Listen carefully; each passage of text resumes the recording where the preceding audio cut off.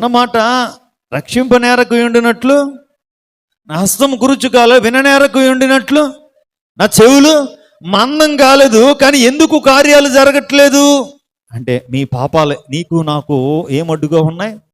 పాపాలు అడ్డుగా ఉన్నాయి. బైబిల్ అంటుంది, దేవా నేను పాపము చేయకుండానట్లు నా హృదయములో నీ వాక్యము, దావీదంటే 119 కీర్తనలో. ఇప్పుడు నేను పాపము చేస్తే నువ్వు నా మాటను, నేను పాపం చేస్తే నా యుద్ధాల్లో నువ్వు పని చేయవు. నేను పాపాలు చేస్తే యుద్ధం చేసేది నువ్వు కాదు, నేనే యుద్ధం చేయాలి. ఈ అనుభవం ఎవరిదండి? దావీదే. అందుకే దావీదు అంటున్నాడు, అయ్యా నేను పాపము చేయకుండానట్లు నా హృదయంలో నేను ఏముంచుకున్నాను? నీ వాక్యాన్ని నేను ఉంచుకున్నానయ్యా. అంటే హృదయములోనికి వాక్యం వెళ్తే ఆ వ్యక్తి ఏం చేయడంటండి? పాపము. నేను మొన్నటి ఆదివారం ఒక మాట జ్ఞాపకం చేశాను, గుర్తుందండి? దేవుని వలన పుట్టిన ప్రతి వానిలో ఏముంటుందండి? దేవుని బీజము నిలుచును గనుక ఆ వ్యక్తి ఏం చేయడం జ్ఞాపకం చేశానండి? పాపము చేయడు. ఇప్పుడు దావీదు ఏమంటున్నాడు? నేను పాపము చేయకుండానట్లు నా హృదయములో నీ వాక్యము, వాక్య బీజం అని జ్ఞాపకం చేశాను కదండి. వాక్య బీజం అంటే ఎవరండి?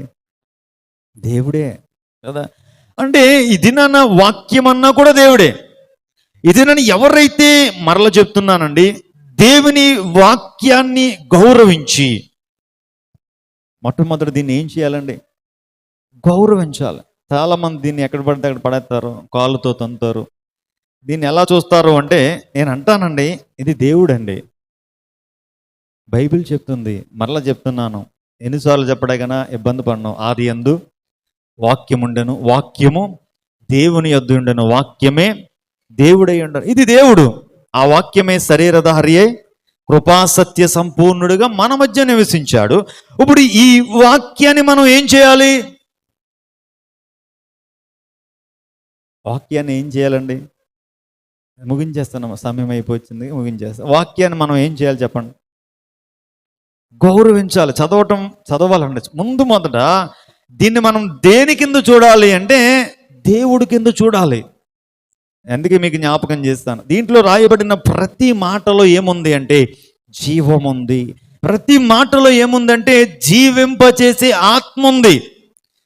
చూడండి, నిజంగా ఇది మన జీవితాలను మారుస్తుంది అంటే, మన ఎండిపోయిన జీవితాలను ఇది చిగురింపచేస్తుంది అంటే, మన బలహీనతల్లో ఇది మనల్ని బలపరుస్తుంది అంటే, అసలు దీన్ని మనం ఏం చేయాలంటే